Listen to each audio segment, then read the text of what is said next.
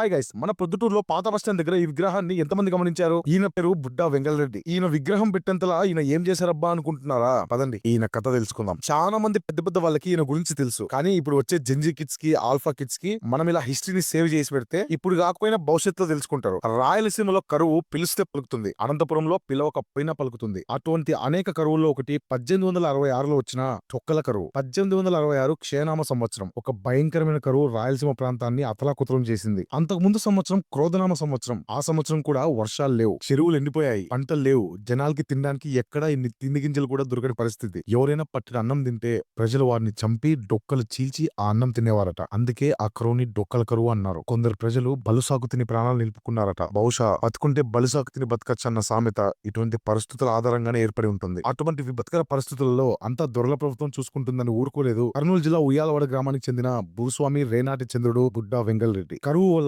ఆకలితో అలమటిస్తున్న వారికి భోజనం పెట్టడం మొదలు పెట్టారు మన రెడ్డి గారు. భోజనం పెట్టడం అంటే 10-20 మందికి ఒక్క రోజు 2 రోజులు కాదు, వేల కొద్ది జనాలకి భోజనం పెట్టాడు. ఒక్క పూట కడుపు నింపుకునేందుకైనా అనంతపురం, బళ్ళారి, కడప, కర్నూలు జిల్లా ప్రజలు ఉయ్యాలవాడ రావడం మొదలు పెట్టారు. వందల కొద్ది జనం. రెడ్డి గారు 100 పుట్ల ధాన్యాన్ని వడ్డించి వచ్చిన వారందరికీ భోజనం పెట్టించారు. తన వద్ద ఉన్న ధాన్యం అయిపోతే తన సొంత డబ్బుతో చుట్టుపక్కల ధాన్యాన్ని కొనుగోలు చేసి మరీ ప్రజల ఆకలి తీర్చారు. వచ్చే జనం, పోయే జనం, పశువులకు పశుగ్రాసం, ఇలా కరువు ఉన్నంత కాలం బుడ్డా వెంగళరెడ్డి గారి ఇంట్లో అన్నయజ్ఞం ఆపకుండా జరిగింది. తొక్కల కరువు సమయంలో వెంగళరెడ్డి గారి సేవలు వేల మందికి కడుపు నింపాయన్న విషయాన్ని గుర్తించిన బ్రిటిష్ వారు రెడ్డి గారిని ఢిల్లీకి పిలిపించి 6,000 రూపాయల విలువ గల ఒక బంగారు పతకాన్ని, విక్టోరియా రాణి రాజముద్రని రెడ్డి గారికి బహుకరించారు. దాని మీద ఇలా రాసింది: presented to Budda Vengal Reddy as a token of high appearance of her majesty, government of his liberality to his destitute countrymen in the famine of 1866. ఈ విపత్తు సమయంలో మానవాళికి అటువంటి సేవలు అందించిన మహనీయులను స్మరించుకోవడం మన విధి.